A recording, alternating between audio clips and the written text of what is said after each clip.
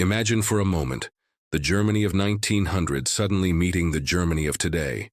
One, an empire built on steel and ambition. The other, a republic founded on innovation and unity. A land once ruled by powerful kings and kaisers, now led by the very people it serves.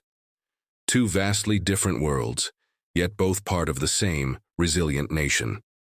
How did this incredible transformation happen? Today, we're going to travel through time to uncover how Germany evolved from a divided, imperial past into the global powerhouse we know today. Welcome to Zeitreise Deutschland, where history isn't just a story, it comes alive. In this episode, we'll explore the profound shifts in Germany's culture, society, and identity over more than a century, from the age of empires to the age of technology. So, buckle up. Our journey through time begins now. Let's start at the top: power and leadership. In the year 1900, Germany was under the absolute rule of Kaiser Wilhelm II. He was a man with grand visions of a global empire, vast armies, and undeniable prestige. In his Germany, power flowed strictly from the top down. The Kaiser commanded, and the nation obeyed. Obedience wasn't just expected, it was considered a core virtue of the German people. The halls of power in Berlin echoed with the clatter of military boots and the pronouncements of an emperor who saw himself as the father of the nation, accountable only to history and to God. The Reichstag, or parliament, existed, but its influence was limited. The final word always belonged to the Kaiser. Now, fast forward to today. The grand palaces of the Kaisers are now museums, and the power they once held now rests in the hands of the people. Germany is a vibrant parliamentary democracy, led by an elected chancellor. Unlike the Kaiser, the chancellor is a servant of the people, not a ruler above them. Power flows from the bottom up, through votes, debates, and coalitions. The Bundestag, Germany's modern parliament, is a lively arena of discussion and compromise, where policies are forged through painstaking negotiation, not royal decree. The German people don't just obey, they participate, they question, and they hold their leaders accountable. Yet if you look closely, you can still see echoes of the past. That same famous German discipline and relentless drive for excellence remain. Only now, instead of building empires and warships, they're used to build consensus, craft complex legislation, and maintain one of the world's most stable democracies. The ambition is still there, but its purpose has completely transformed. Next, let's look at the engine that powered the nation, its industry and economy. A century ago, Germany's strength was forged in fire and metal. The nation's might lay in its abundant coal, its high-quality iron, and the relentless sweat of its factory workers. Industrial heartlands like the Ruhr Valley, with cities like Essen and Dortmund, were the epicenters of this power. Their skies were dark with smoke, and the nights glowed with the fiery furnaces of steel mills. The clatter and thunder of heavy machinery was the soundtrack of progress. Germany was a manufacturing titan, famous for its engineering, its chemicals, and its sheer industrial output. This was the era of Krupp steel and massive state-backed industrial projects.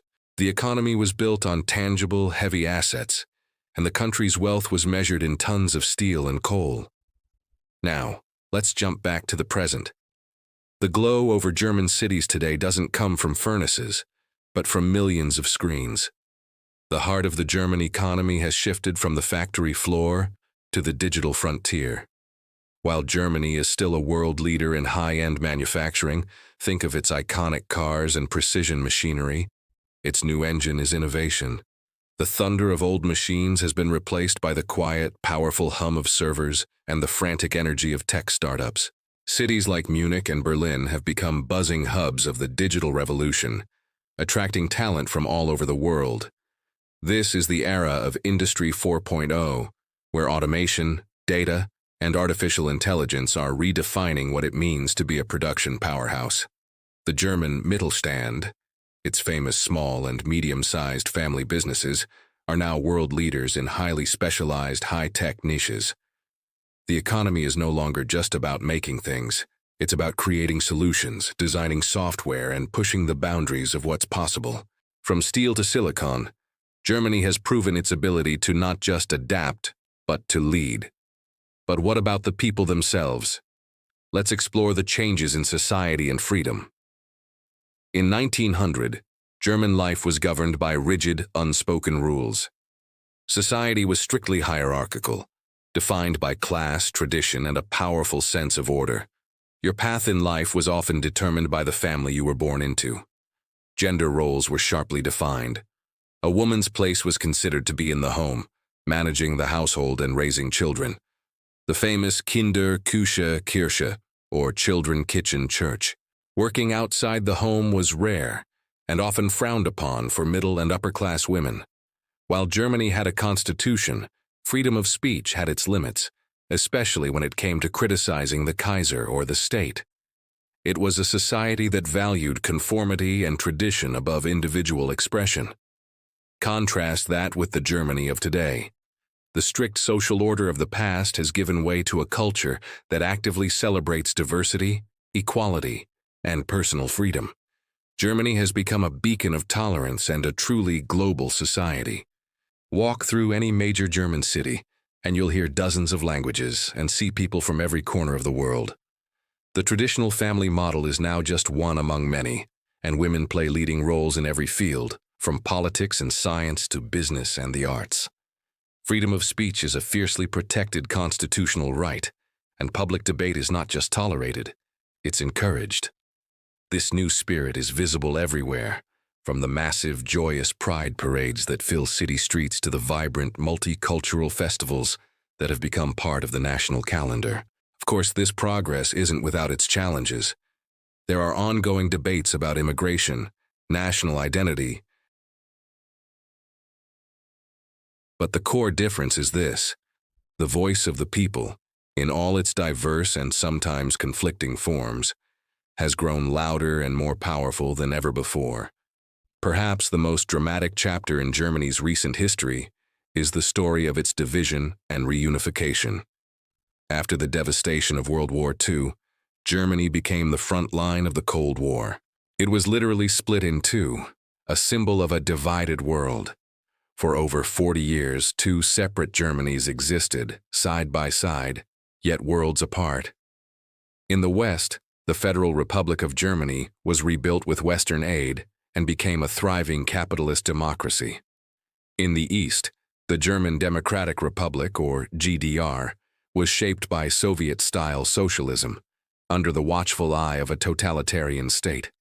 The most potent symbol of this division was the Berlin Wall, a brutal concrete barrier that tore through the heart of the city, separating families, friends, and futures. It was a physical manifestation of the ideological chasm that split the nation. Two generations of Germans grew up with two different realities, two different histories, and two different identities. Then, on a foggy night in November 1989, the impossible happened. The Berlin Wall fell. The scenes of euphoria, of people climbing the wall, embracing strangers, and chipping away at the concrete with hammers and chisels, were broadcast around the world. Unity had finally returned. But tearing down a wall was the easy part. Healing the scars of 4 decades of separation proved to be a monumental task. The Mauer im Kopf, the wall in the mind, took decades to dismantle. There were economic disparities, cultural misunderstandings, and a deep-seated feeling of us versus them. Yet today, a new generation is coming of age, a generation that never knew a divided Germany. They are the bridge builders, forging a new unified identity that embraces the histories of both East and West. They are living proof that walls can be torn down and that freedom, ultimately, can overcome fear. Finally, let's consider Germany's role on the world stage. In the early 20th century, Kaiser Wilhelm's Germany sought power through military might, colonial expansion, and conquest. Its foreign policy was aggressive and confrontational, driven by a desire to claim its place in the sun.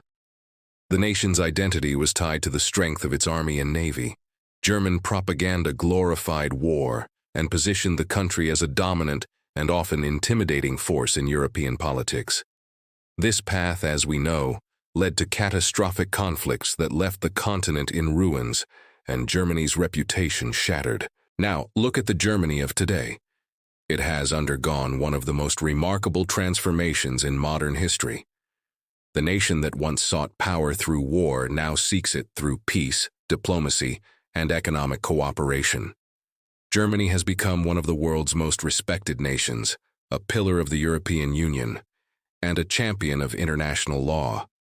The focus has shifted from tanks to technology, from propaganda to partnership.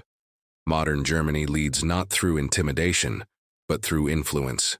It leverages its economic strength to foster stability, its diplomatic skill to mediate conflicts, and its commitment to green technology to address global challenges like climate change.